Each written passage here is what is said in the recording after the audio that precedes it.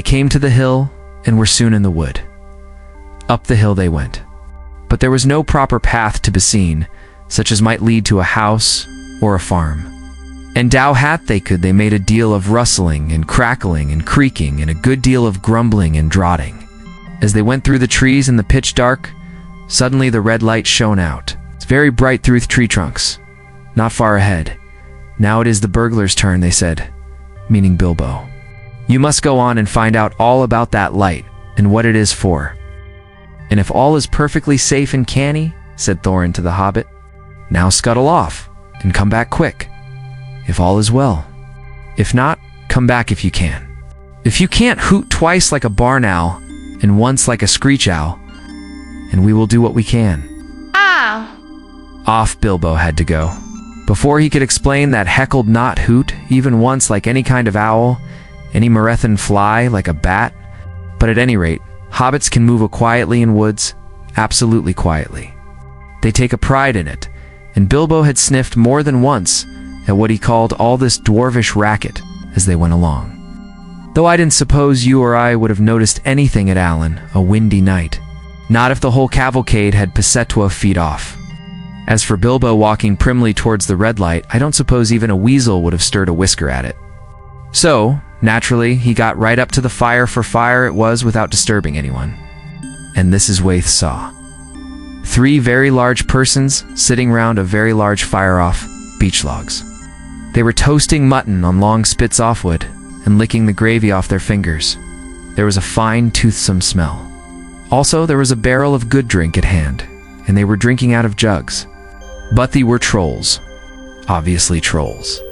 Even Bilbo, in spite of his sheltered life, could see that from the great heavy faces of them and their size and the shape of their legs. Not to mention their language, which was not drawing-room fashion at all. At all? Mutton yesterday, mutton today, and blimey. If it didn't look like mutton again tomorrow, said one of the trolls. Never a blinking bit of man-flesh have we had for long eno, said a second. What the William was a-thinking of to bring us into these parts at all. Beats me on the drink running short. What's more, he said, jogging the elbow of William, who was taking a pull at his jug. William choked. Shut your mouth, he said as soon Ash could. You can't expect folk to stop here forever just to be et by you and Bert. You've had a village and a half-bet ween you're. Us. Since we come down from the mountains, how much more d'yer want? And time's been up our way, when you'd have said thank your Bill for a nice beto fat valley mutton, like what this is. He took a big bite off a sheep's leg he was roasting, and wiped his lips on his sleeve, yes. I am afraid trolls do behave like that, even those with only one head each. After hearing all this, Bill ought to have done something at once. Either he should have gone back quietly and warned his friends that there were 3 fair-sized trolls at hand in a nasty mood. It's quite likely to try roasted dwarf, or even pony, for a change. Or else he should have done a bit of good, quick burgling. Aerially first-class and legendary burglar would at this point. They've picked the troll's pockets. It is nearly always worthwhile, if you can manage it. Pinched the very mutton off the spits, purloined the beer, and walked off without their noticing him. Others more practical, but with less professional pride, would perhaps have stuck a dagger into each of them before they observed it. Then the night cowled have been spent, shuri. Bilbo knew it. He had read of a good many things he had never seen or done. He was very much alarmed, as well as disgusted. He wished himself 100 miles away. And yet, somehow, he could not go straight back to Thorin and company empty-handed. So he studdened, hesitated in the shadows. Of the various burglarious Prestons he had heard of picking the trolls, pockets seemed the least difficult. Oh, at last he crept behind a tree just behind William, Bert, and Tom went off to the barrel. William washed, shaving another drink. Then Bilbo plucked up courage and put his little hand in William's enormous pocket. There was a purse in it, as big as a bag to Bilbo. Thoth warming to his new work as he lifted it carefully out. This is a beginning. It was. Trolls' purses are the mischief, and this was no exception. Oh, are you? It squeaked as it left Thepacat, and William turned round at once and grabbed Bilbo by the neck. Before he could duck behind the tree, Blimey, Bert, look what I've copped, said William. What is it? Said the others coming up. Lummy, if ick knows. What are your? Bilbo Baggins, a burra hobbit, said poor Bilbo, shaking all over. Wondering how to make owl noises, bore. They throttled him. A burra hobbit, said they, a bit startled. Trolls are slow in the uptake, and mighty suspicious about anything new to them. What's a burra hobbit got to do with my pocket anyways? Said William. And can your cook em? Said Tom. Yer can try, said Bert, picking up a skewer. He wouldn't make above a mouthful, said William, who had already had a fine supper. Not when he was skinned and boned. Perhaps there are more like him round about. And we'll might make a pie, said Bert. Hear you. Are there any more of your sort of sneaking in these here woods?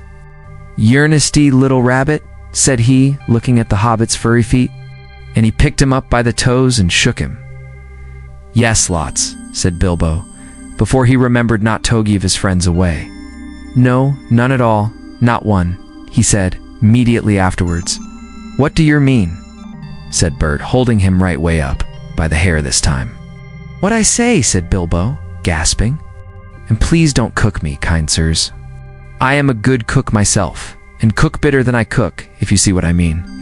I'll cook beautifully for you, a perfectly beautiful breakfast for you, if only you won't have me for supper. Poor little blighter, said William. He had already had as much supper as he could hold. Also, he had had lots off beer. Poor little blighter. Let him go. Not till he says what he means by lots and none at all, said Bert. I don't want to have me throat cut and misleap. Hold his toes in the fire till he talks. I won't have it, said William. I caught him anyway. You're a fat fool, William, said Bert, as I've sought afore this evening. You're a lout. And I won't take that from you, Bill Huggins, says Bert, and puts his fist in William's eye. Then there was a gorgeous row. Bilbo had just enough wits left when Bert dropped him on the ground. Toss Cramble out of the way of their feet before they were fighting like dogs, and calling one another all sorts. Offer feckly true and applicable names in very loud voices. Soon they were locked in one another's arms, and rolling nearly into the fire, kicking and thumping. While Tom whacked at them both with a branch to bring them to, their senses, and that of course only made them madder. Thanavir, that would have been the time for Bilbo to have left, but his poor little feet had been very squashed in Bert's big paw, and he had no breath in his body, and his head was going round. So there he lay for a while, panting. Just outside the circle of fire, right in the middle of the fight, up came Balin. The dwarfs had heard noises from a distance, and after waiting for some time for Bilbo to come back, or to hoot like an owl, they started off one by one to creep towards the light as quietly as they could. No sooner did Tom Seablin come into the light than he gave an awful howl. Trolls simply detest the very sight of dwarves uncooked. Bert and Bill stopped fighting immediately. In a sack, Tom. Quick, they said.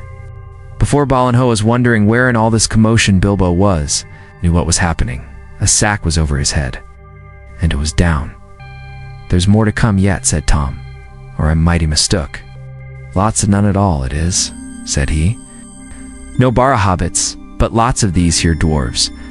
That's a booth shape of it. I reckon you're right, said Bert, and we'd best get out of the light. And so they did. With sacks in their hands that they used for carrying off mutton and other plunder, they waited in the shadows. As each dwarf came up and looked at the fire and the spilled jugs and the gnawed mutton, in surprise, pop, went a nasty smelly sack over his head, and he was down. Soon Dwalin lay by Balin and Feely and Killy together, and Dory and Nori and Oriolin a heap, and Oin and Gloin and Biffer and Boffer and Bomber piled uncomfortably near the fire. That'll teach em, said Tom, for Biffer and Bomber had given a lot of trouble and fought like mad. As dwarves will when cornered, Thorin came last stand. He was not caught unawares. He came expecting mischief. Didn't need to see his friend's legs sticking out of sacks to tell him that things were not all well. He stood outside in the shadows some way off and said, "What's all this trouble? Who is being knocking my people about?" "It's trolls," said Bilbo from behind a tree. They had forgotten all about him. "They're hiding in the bushes with sacks," said he. "Are they?" said Thorin, and he jumped forward Toothfire before they could leap on him. He caught up a big branch all on fire at one end, and Bert got that end in his eye before he could step aside. That put him out of Thibodeau for a bit. Bilbo did his best. He caught hold of Tom's leg as well as he could. It was thick as a young tree trunk, but he was sent spinning up into the top apson bushes when Tom kicked the sparks up in Thorin's face.